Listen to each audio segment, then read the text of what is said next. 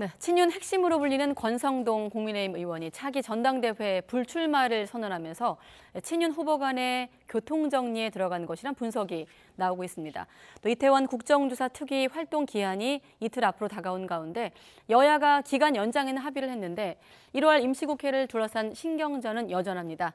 전국의 이슈를 짚어보기 위한 정치 큐. 오늘은 이재호 국민의힘 상임고문 또 이상민 더불어민주당 의원과 함께하겠습니다. 안녕하십니까? 네, 안녕하세요. 네, 안녕하십니까? 두 분 모두 새해 복 많이 받으십시오. 예. 네. 새해 복 많이 네, 새해 첫 목요일에 두 분과 만났는데 자 먼저 권성동 의원의 불출마. 아까 교통정리라고 제가 표현을 했는데 고모님, 윤심, 민심, 당심 중에 뭐가 작용한 겁니까? 불출마. 뭐 본인은 뭐 자신이 결단했다고 하니까 네. 뭐 그대로 받아줘야 되는데 그 뭐 아무래도 뭐 윤심과 교감 좀 있었지 않겠습니까? 교감이 있었을 것이다. 네. 네, 의원님은요? 뭐 저도 뭐 그건 뭐 능히 짐작이 되고 추론할 수 있는 거라고 생각됩니다. 대통령 뜻이 어디에 있다. 뭐 특히 권성동 의원이니만큼 딴 사람은 말릴 수는 없을 겁니다. 근데 윤 대통령만 유일하게 말릴 수 있는 분이기 때문에 네. 그 대통령의 마음이 작용한 것이겠죠. 그런데 이제 문제는 뭐 권성동 의원이 대통령 당대표에 나가느냐 안 나가냐 이건 국민의 입장에서는 별로 중요한 게 아닙니다. 사실은 지금 국민의힘의 당대표 나온다는 분들이 뭘 자기가 당대표 때 뭘 하겠다는 걸 한 분이 아무것도 없어요. 그냥 나는 뭐 대통령하고 윤석열 대통령 정부의 성공을 위해서 국민의힘 집권 여당의 당대표가 뭐 물론 저 윤석열 정부가 잘 되도록 하는 건 당연한 거지만 그게 주 임무는 아니죠. 예, 정당의 저 집권 여당의 당 대표로서 여당 국민의힘을 잘 정당 개혁을 통해서 저 국민의힘이 제대로 된 정치 세력으로 건강하게 탈바꿈하게끔 하는 것도 굉장히 필요할 거고 한국 정치의 어떤 발전을 위해서 업그레이드를 위해서 네. 또 그 더불어민주당과 함께 지혜를 모으는 리더십도 필요할 거고 그런데 유독 뭐 윤석열 대통령에만 이렇게 마음이 가 있고 다른 후보들도 마찬가지예요. 그런 걸 보면 그 좀 죄송한 말씀입니다만 국민의힘의 전당대회 모습은 매우 낙후된 한국 정치의 모습을 그냥 민낯을 그대로 보여주고 있다. 그러니까 그 중에 저 나선다는 분들 중에 누가 당대표 된다 한들 국민의힘의 어떤 새로운 모습이 바람직한 모습이 될까 이런 건 전혀 생각이 되지 않습니다. 네. 지금 아예 뭐 선거구제를 개혁한다든가 연금에 어떻게 개혁을 한다든가 아예 뭐 구체적으로 들고 나와야지 아무것도 뭐 좀 양극화라든가 빈부의 문제라든가 또는 기후변화 문제라든가 뭐 이런 문제들에 대해서는 전혀 지금 거론도 안 하고 있어요.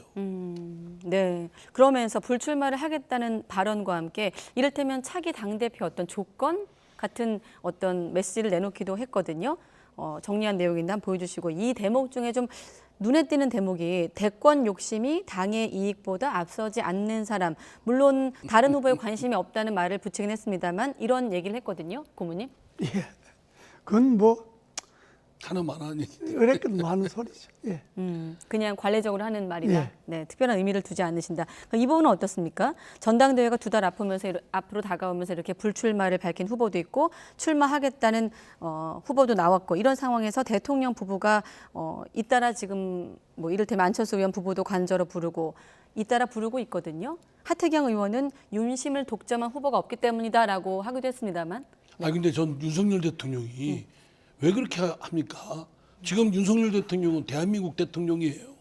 그러면 대한민국 대통령은 국민의힘의 지금 무슨 상임 고문도 아니고 일개 당원이잖아요. 그리고 그 당대표 뽑는 거에 대해서 대통령이 관여를 하고 윤심이 작동한다 뭐 이런다 저런다 하면 오히려 그 부작용이나 역효과가 대통령한테도 가고 전체 정치권에도 별로 안 좋을 겁니다.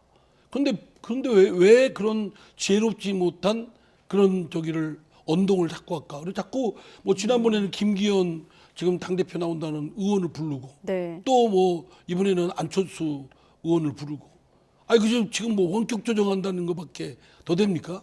저는 그것보다는 반대파 야당 대표 야당의 지도부를 만나세요. 그래서 국정을 어떻게 끌고 가는가를 대한민국 대통령으로서 고민하고 지혜를 모으고 또 이런 총력적인 어떤 리더십을 발휘를 해야 되지 않습니까? 그런데 자꾸 국민의힘의 안에서만 머무르고 있는 것을 보고 매우 협소하고 좀 좁쌀 같은 그런 것을 보게 됩니다. 네. 좀 더 큰 리더십, 대한민국의 세계의 중견국가로서 이 대한민국을 이끄는 대통령으로서의 리더십을 보여주길 바랍니다. 그렇습니다. 뭐 안철수 의원 부부를 초청한 거는 지난번에 김기현 그 후보 부부를 초청해서 식사를 했으니까 하도 윤심이 김기현인데 가 있지 않느냐 이제 그렇게 이야기하니까 그렇지 않다 해서 부부를 초청하는데 저것이 진정서를 가지려면 유승민 의원 부부를 초청해서 만찬 한번 해야죠. 그래야 당내에서도 대통령의 통합 의지가 있는 거고 그리고 연초됐지 않습니까? 네. 이제 오늘 1월 초가 지나가는데 지금쯤이면 지금 이상민 의원의 말씀대로 야당 지도부를 먼저 초청해야 합니다. 야당 지도부를 초청해서 네. 지나간 해는 지나간 해고 자, 새해 들어섰으니까 국회가 새해는 정부가 제출하는 법안도 많을 것이고 여러 가지 일이 많고 또 3대 그 연금 개혁을 하는 게 국회에 넘어가면 야당이 동의 안 하면 못 하는 거잖아요. 예. 그 3대 연금 개혁도 있고 하니까 야당이 좀 도와주십시오 하고 지금쯤이면 아마 야당 원내 지도부나 야당 상임위원장이나 이걸 한번 부부로 초청하면 상당히 좀 정치가 좀 부드러워지죠. 근데 지금 계속 국민의힘에만 이렇게 매몰되어 있으니까 예. 얼마 전에 그 여론조사의 어떤 그 조선일보 여론조사 보면 정치적 이념이 같지 않으면 뭐 식사도 안 하겠다는 게 40% 넘잖아요. 결혼도 안 하겠다는 게 40% 넘으니까 나라가 지금 완전히 지금 반쪽짜리 돼 가잖아요. 이걸 중화시키는 것을 누가 해야 됩니까? 정치인이 해야 되는데 정치인 중에 대통령이 해야 합니다. 네. 대통령이 여야 구별 없이 자꾸 만나고 이야기하고 소통하고 이렇게 하면 자연적으로 정치적 갈등과 분열도 좀 줄어드는데 이거 대통령이 계속 여당만 끼고 도니까 이게 같은 당 아니면 밥도 안 먹겠다는 거 아닙니까? 고모님 말씀 중에 정치를 부드럽게 하기 위해서라는 표현이 그렇습니다. 예. 눈에 띄는데 그러려면 유승민 전 의원 그리고 야당 대표를 불러서 관저에 그렇습니다. 초청한다는 의견 나왔습니다. 관저 얘기 나온 김에 이 질문도 한번 드려볼게요. 아까 신년 인사회 얘기를 하셨는데 민주당 지도부는 불참했던 그 신년 인사회를 청와대 영빈관에서 진행을 했습니다. 대통령이 최근 한 달 새에 영빈관, 상춘제 이렇게 청와대를 14번 정도 이용한 것으로 알려졌거든요. 용산시대의 상징이 좀 퇴색하는 것 아니냐, 뭐 도어 스탬핑도 중단된 상황이고요. 이런 흐름은 어떻게 보십니까? 저는 뭐 공간이 마땅치 않다고 한다면 네. 기존에 있던 시설인 청와대를 사용 안 하겠다.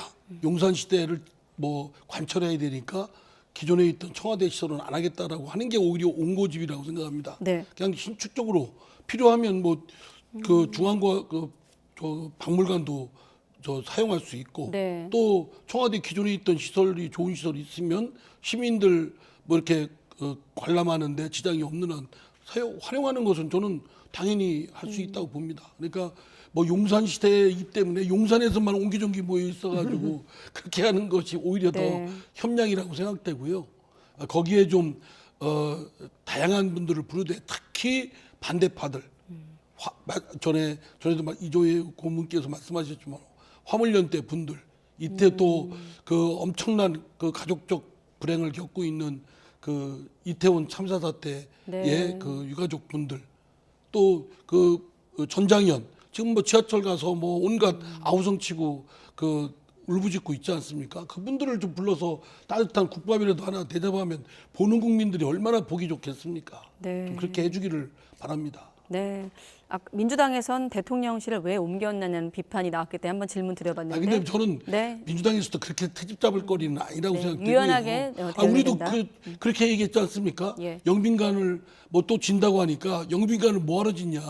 청와대 영빈관이 있는데 그렇게 한 민주당에서 또 저기 영빈관을 활용하니까 뭐 그러면 뭐하러 저 용산으로 대통령실 옮겼냐 이렇게 이러면 저렇게 하고 저렇게 하면 이렇게 트집 잡는 거는 네. 그것도 또한 안 좋은 태도입니다. 그렇습니다. 민주당이 그렇게 이야기하는 거는 그건 바람직하지 않고요. 그건 공약이 트집 잡는 거고 트집 잡는 것 중에서도 아주 유치한 트집이고 아니 청와대 영빈관 있는데 뭐 영빈관 쓰면 좋지요. 그걸 뭐 굳이 용산에 대통령 집무실을 옮겼다고 그래서 멀쩡한 영빈관까지 안 쓸 이유는 없잖아요. 근데 그거는 뭐 논란을 할 여지는 없는 거고 네. 지난번에 뭐 말이 나왔으니까 그 신년 그 인사회 할 때 네. 그 야당 초청했는데 이메일로 예, 안 초청한 갔잖아요. 부분이. 예.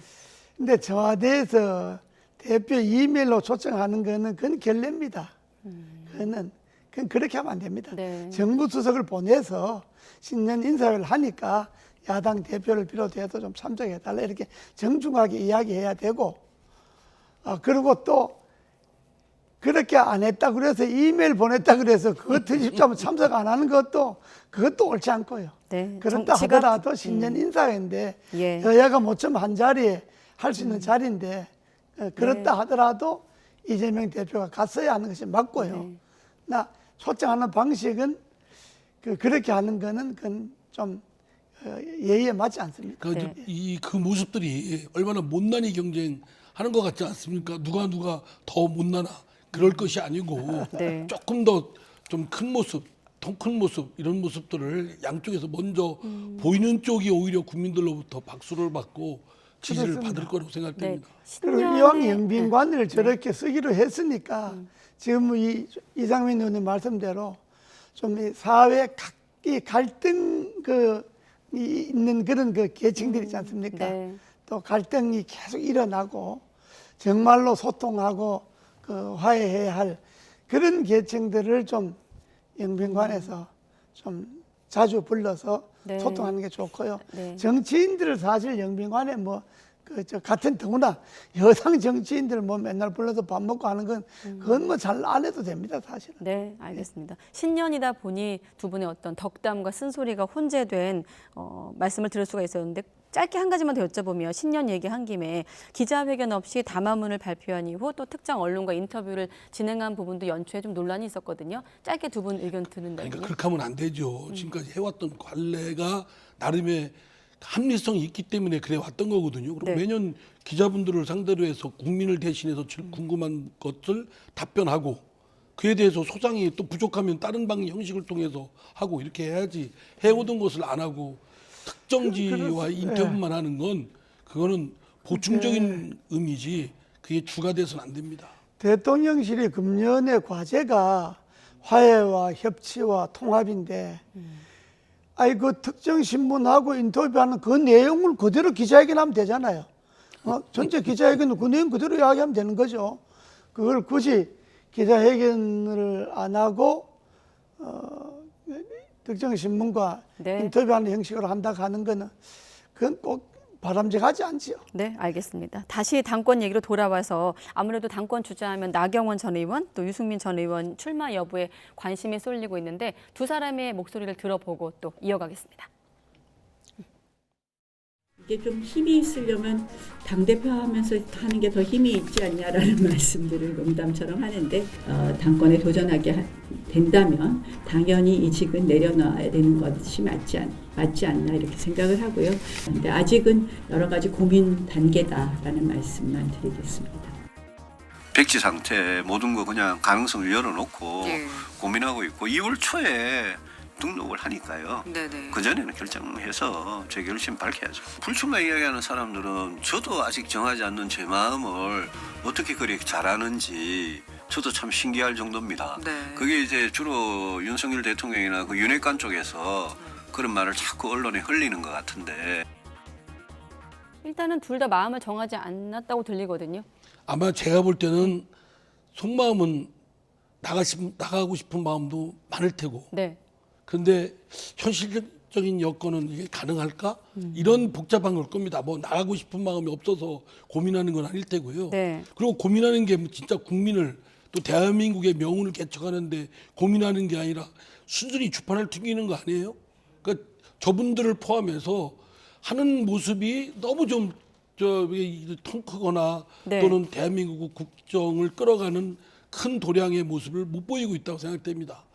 또 나경원 그 전 대표의 경우는 지금 뭐 기후대사이기도 하고 네. 또 저출산 고령사회위원회? 고령사회 네. 부위원장인가요? 예. 이런 중책을 맡았는데 지금 그 국민의힘 당대표 나가냐 안 나가냐 그 고민하면 두 개의 직책은 언제 수행하나요? 그것도 매우 중요한 일인데 그러면 그걸 빨리 그만두고 다른 유능한 분이 좀 할 수 있도록 한다든가.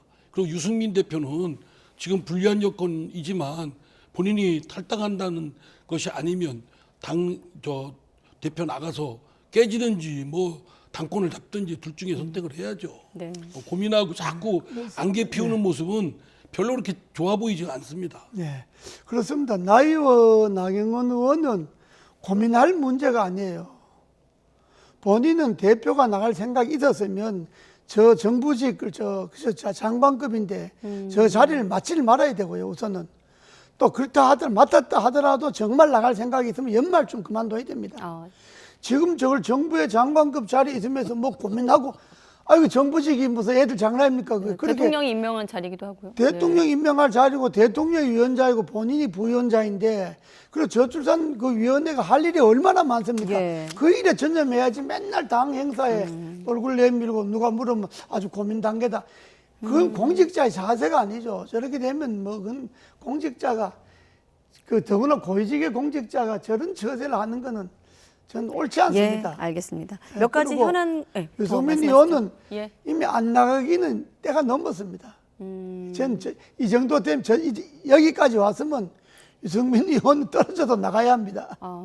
왜 정치인이라고 하는 것이 뭐가 좀 일관돼야지 생각이 네.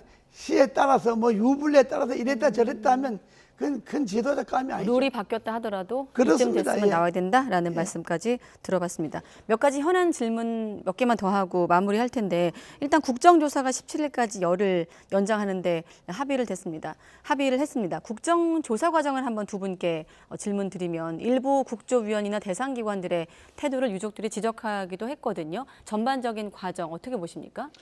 저는 지금까지 국정조사 물론 위원들이 수고는 했지만 네. 그 국정조사를 하냐 안 하느냐 할 때 국정조사 해봤자 별다른 거 없다. 그 돈에 나왔던 언론 재탕삼탕이다. 네. 근데 지금의 대체적인 평가는 맹탕이다. 이러거든요. 네. 이거에 대해서는 사실은 국정조사위원은 물론 각 당이 좀 돌아볼 필요가 있다고 생각됩니다. 기간 연장해서 네. 또 지금까지 해왔던 걸 되풀이하는 형식, 뭐 그런 내용, 뭐 거기서 벗어나지 않는 정도 것에 머무르면 국정조사를 또 뭐하러 했느냐? 여자가 막 그 엄청난 파열음을 겪으면서 굉장한 타결을 지은 듯 국민들 앞에 그렇게 뭐 합의된 모습을 보였지만 네. 실제로는 뭐 별다른 게 없다. 뭐 이런 그 빈손 또 맹탕 이런 모습을 보이는 거에 대한 우려를 네. 다시 한번 돌아보고 준비에 철저히 기할 것을 권합니다. 그렇습니다. 기간 연장 열흘 한 거는 그건 잘했고요. 네. 그러면 기간 연장이 아니라 까먹은 기간 그거 다시 복원하는 거니까 그건 뭐 당연한 거고 제가 쭉 봤는데요. 전혀 여야 의원들이 준비가 안 된 거예요. 네. 나는 국정조사 저렇게 의원들이 준비 없이 하는 거 처음 봤어요. 그다음 신문에 난 거, 언론에 난 거 뭐 그냥 관계자들 불러다 질문하고 그건 그냥 준비 없이 그냥 하는 거예요. 네. 저도 국정조사를 하려면 의원들이 구체적으로 정부가 이거 우리 책임입니다. 내가 지금이라도 책임지고 그만두겠습니다. 하는 소리가 나오도록 구체적인 사실을 제시하고 책임을 제시해야죠. 예. 그래서 이상민 장관이 아무리 버텨도 국정조사 해보니까 진짜 내가 그만 안 두면 안 되겠구나. 이런 걸 느끼도록 뭔가 사실을 제시해서 구체적으로 밝혀야지. 지금 하는 거 뭐 신문에 나온 거 그 주워 갖고 하는 이야기는 나는 이번 국정조사처럼 저렇게 나는 의원들이 사전 준비 없이 하는 건 난 처음 봤어요. 네. 그래서 유족분들도 열흘 연장으로는 부족하다. 시간이 더 필요하다는 반응이 나온 게 아닌가 생각하지. 그럴 겁니다. 않겠습니다. 유족들 보기에는 네. 진짜 분통 터질 거예요. 지금까지 책임지는 사람 한 사람 없잖아요. 그러니까 저 구청장하고 용산구청장, 용산경찰서장 구속한다 하는 그거는 뭐 당연한 수순이니까 네. 그걸 갖고 책임졌다고 볼 수는 없는 거거든요. 정치적으로 158명이 죽은 것에 대해서 정부가 어떤 책임을 졌느냐 한 사람도 없잖아요.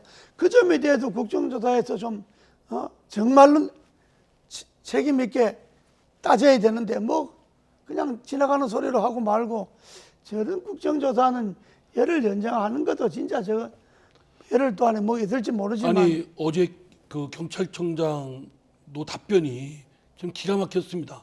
말하자면 네. 저 술을 마셨느냐 토요일 날 그래서 잠들었느냐 그랬는데 아니 저 토요일 주말이면 술 마실 수 있다 이렇게 답변을 했어요. 왜 그런 걸 질문하느냐라는 식인데 지금 그런 질문이 나왔으면 고개를 못 들어야죠.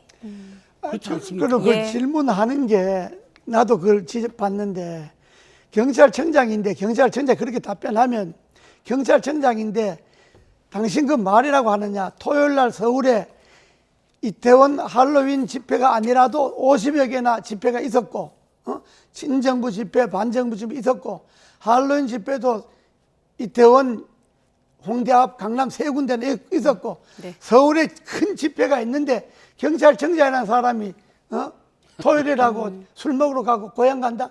그 책임 말이 되느냐고 이렇게 좀 따끔하게 따져줘야지 그냥 경찰청장이 뭐 청장도 뭐 휴일날 술 네. 먹을 수 있습니다 이렇게 말하는 게 넘어가고 그러니까 전혀 질문하는 의원들이 준비가 안 된 거예요. 네, 선배 정치인들의 이런 쓴소리를 좀 국조위원들이 들었으면 좋겠다는 생각까지 해보고 네, 마무리를 하겠습니다. 시간이 좀 더 있으면 더 듣고 싶지만 못다한 얘기는 다음 주 목요일에 또 이어서 하겠습니다.